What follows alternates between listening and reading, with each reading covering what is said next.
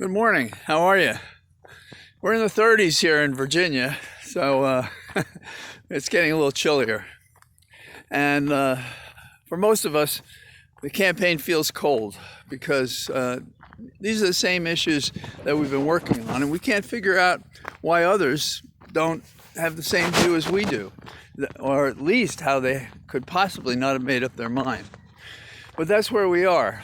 And the most incomprehensible aspect of this campaign is how there could be 30 to 40% of the people who are not outraged, upset, and ready to throw this bum out of office. But there it is.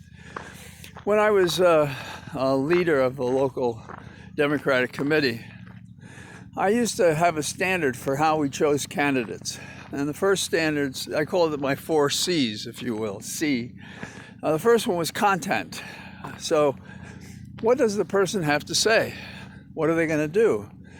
And in that category, there would be some impressive presentations. Now, Trump is always negative. If you'll notice, his message is always hate-driven. You know, it's against immigrants. It's against women. A person scores a point on him. It's a personal ad hominem attack against that person. So that's the content of his message. So that's a message in most campaigns I wouldn't have supported as a party leader. The second one is the character to project that message to the people. Do you have credibility? Do you have experience? Have you done something that merits an appreciation by the public who's going to vote for you? Trump doesn't have character. He's an amoral man. He's as much a made mobster as you can get without having had at least one button man assignment. The third one is cash. That is, can this candidate raise the cash, no matter what the party may give them? They have their friends and neighbors and the public who will help them.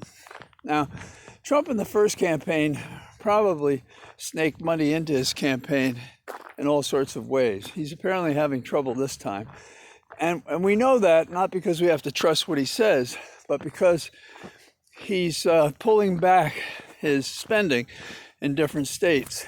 So he's suffering there. The fourth C, if you will, which is only occasionally true, very occasionally true, is a candidate who has charisma, some spark, some part of their soul that the public identifies with. And this is where the Sancho Panza effect comes into play. If you've ever watched Man of La Mancha, at least the musical version, what you hear is a song, and they ask Sancho Panza, why does he follow the Man of La Mancha? And he finally says, after stammering a little bit, I don't know, I just like him. Well, some of the Trump voters fit into that category, but charisma is more than, I don't know, the kind of Jim Jones following, the zombie-like ditto head following that Trump gets out of people.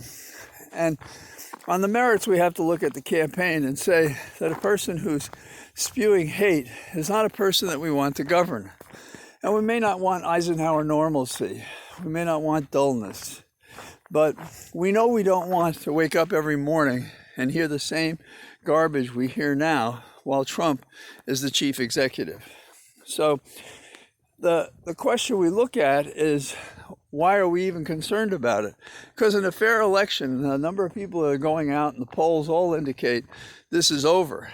But we are anxious because instead of us being surprised by what happened in 2016, we're anxious that the election will be fixed or it'll be challenged forever afterwards. And that's why Biden is trying to get more votes and to win resoundingly so that these kinds of questions aren't raised. But the Republicans for years as a party have become less relevant. But unlike my 4 C's, what they do is they try to suppress the vote. And they have done so effectively with various mathematical tricks. And the Electoral College, you know, the game playing, that's one of those because it's not representative. And 2 senators for each state really isn't representative. It's not one man, one vote. So these are kind of thumb-sucking considerations, except in conversations you may have with a friend who says, why Biden over Trump? What is that about? And the answers are a man who's abused power as he has and who tends to be tyrannical rather than to be a robust democratic leader is not in the American tradition. And he's in a position to destroy what is best about America instead of making America great again. So get your friends to vote. I've said friends this time. I figure by now you already got one, so get another friend. And contribute $5 or $10. It's not too late, particularly the Senate campaigns, because they'll want money in the closing days. And after the campaign, there may be a lot of funds needed for vote counting and fights in court. And people haven't anticipated that before. The Biden machine has done that, and they have, I think, the money on hand, but that's no reason not to give to them.